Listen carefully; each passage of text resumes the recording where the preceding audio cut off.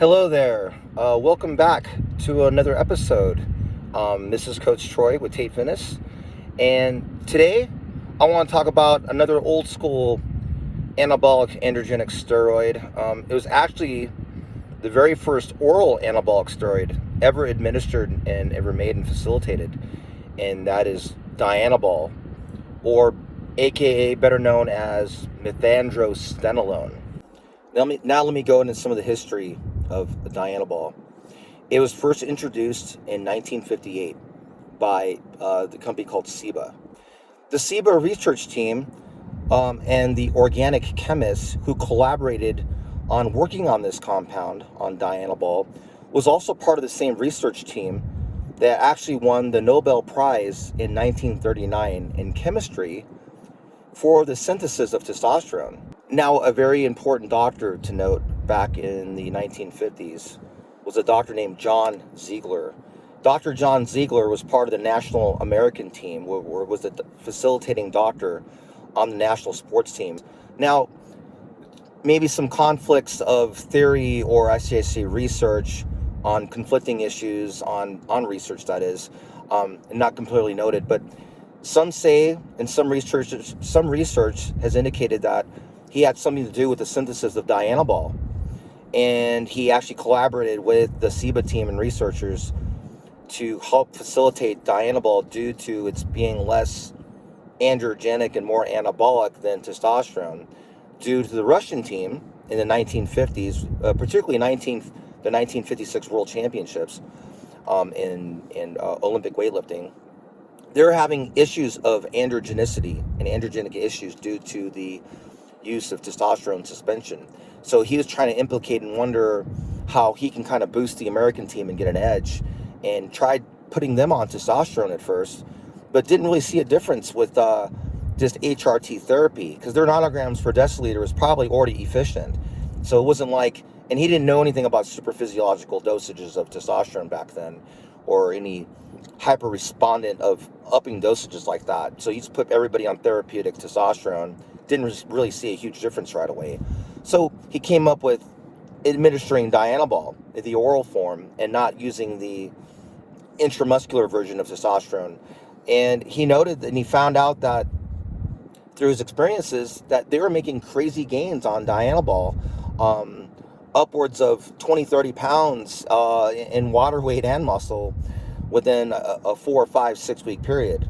So anyways, the conflicting thing would be, or the paradox can be, due to research that is, that he had nothing to do with the synthesis of Dianabol, that the research team that collaborated in it, that actually, like I said, had part of winning the Nobel Prize in the synthesis of testosterone, which was, I think, Switzerland or something, back in Europe somewhere, had everything to do with the synthesis of Dianabol and the makings of it, and that Dr. Ziegler had nothing to do with it. But like I said, some readings indicate that Dr. Ziegler had a lot to do with Dianabol and helping produce and making it and putting it in distribution. My thoughts are he actually just prescribed Dianabol and anabolics and androgens to his athletic team and kind of boosted it out there. And then once word got around, everybody was taking Dianabol and testosterone, and all of a sudden drugs were everywhere in the Olympic Games and the World Championships, and all of a sudden the abuse started happening, and the banning of all these drugs came into play, and they actually took a lot of these drugs off the market. Now, after the prolonged abuse of Dianabol through the 60s and 70s, Dr. Ziegler detached himself completely from ever prescribing this drug, and he never prescribed that drug again. And then inevitably speaking, in 1983, they banned and took off Dianabol off the market completely, so it was never on the market. But when it was on the market, besides for sports reasons, it was used for cachectic wasted states on muscle wasting for patients. They used it for osteoporosis in women. They use it for postmenopausal women also, and for like burnt victims and people who had issues with losing muscle due to post and pre-op surgery related issues. Now we'll go on to the chemical structure of Dianabol. Dianabol is an oral derivative of testosterone, so it's a methyl 1 testosterone as far as the component goes, which makes it a 17 alpha alkylated derivative of testosterone. So the actual chemical structure is a 17 beta hydroxy 17 alpha methyl androsta 1 4 dian 3 1 anabolic androgenic steroid is the full-on chemical structure of Dianabol. And Dianabol is already a 5-alpha reduced steroid due to the 17 alpha methylated position that it's already in. And what Dr. Ziegler and the SIBA researchers were trying to do, more on the SIBA researchers because they're the organic chemists, they believe that changing and putting a double bond between carbon 1 and carbon 2 of the steroid for the chemical structure, actually they thought that would be a reduction in its androgenicity properties and made it more anabolic. But they didn't realize that it still caused a slew of side effects, regardless of the carbon 1 and carbon 2 position that they actually changed the molecular structure for. Now we'll go on to some of the side effects of Dianabol. Dianabol now is it's a classic bulking drug. And people mix Dianabol with other drugs, with other compounds. They don't really take Dianabol by itself. So, but that being said, with Dianabol by itself, regardless of it being mixed with testosterone or primobolan or other drugs, and again, I mentioned equipoise before. I made a video on equipoise. Equipoise intramuscular injections is the oral consumption of Dianabol. They're very similar chemical structure, very similar breakdown, very similar estrogenic effects. Now I'm going to go into the estrogenic effects and aromatization effects of Dianabol due to its 17 alkylation, and it's methylated, unlike EQ. Methylated means methylation process of how it gets broken down and skips first pass and goes through the liver like you're drying your laundry, cycling over and over again, tumbling back and forth over and over for like 6-7 hours or so. That's what it's doing to your liver, tumbling back and forth, going through that cycle. But anyways, really bad on the liver.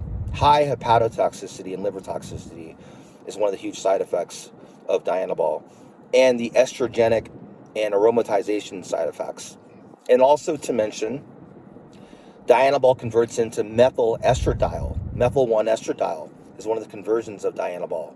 Now, again, contradictory, so to speak, because I find different readings. Methyl estradiol from Dianabol is more potent and stronger than pre-existing natural estradiol that's already found in the human body. And then I hear readings that it's not as strong and it's not as powerful estradiol related than what's biologically already in the human body.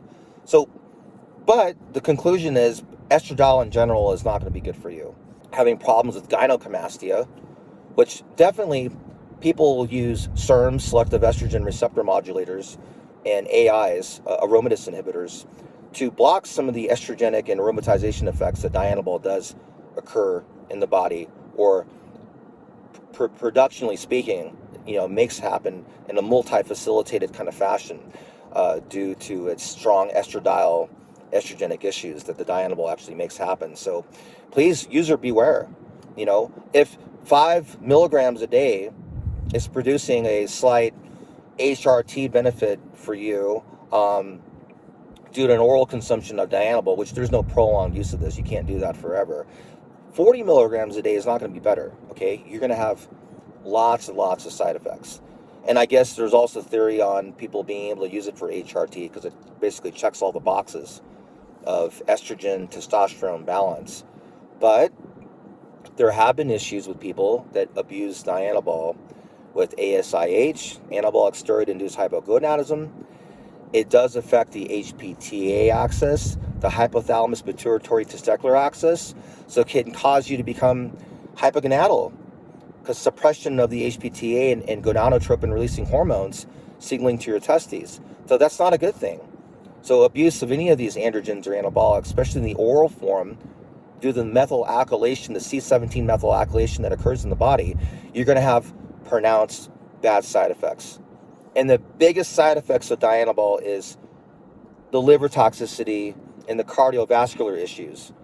Bad on the lining of the arteries. The endothelial arteries, the inner lining of the arteries can be damaged with taking too much Dianabol and can cause LVH, which is left ventricular hypertrophy. So be really careful. You can have heart issues with this thing. People have. So if you're on a Dianabol cycle, you better get an echocardiogram or a calcium score test to make sure you're not building plaque up in your heart. Not a good thing. Anyways, I can go on and on about the side effects because there's a ton of them if you use and abuse it. Obviously, genetic potency, genetic translation of the drug, who's taking this drug, what compounds are they mixing with the Dianabol, can all come to play in a highly negative fashion. But anyways, if you want more information on this, please get in touch with me at the email below or my Instagram handle. Please leave comments in the comment section. And thank you very much for tuning in. Hope you guys have a great, fantastic rest of your day, and take care. Thank you. Bye-bye.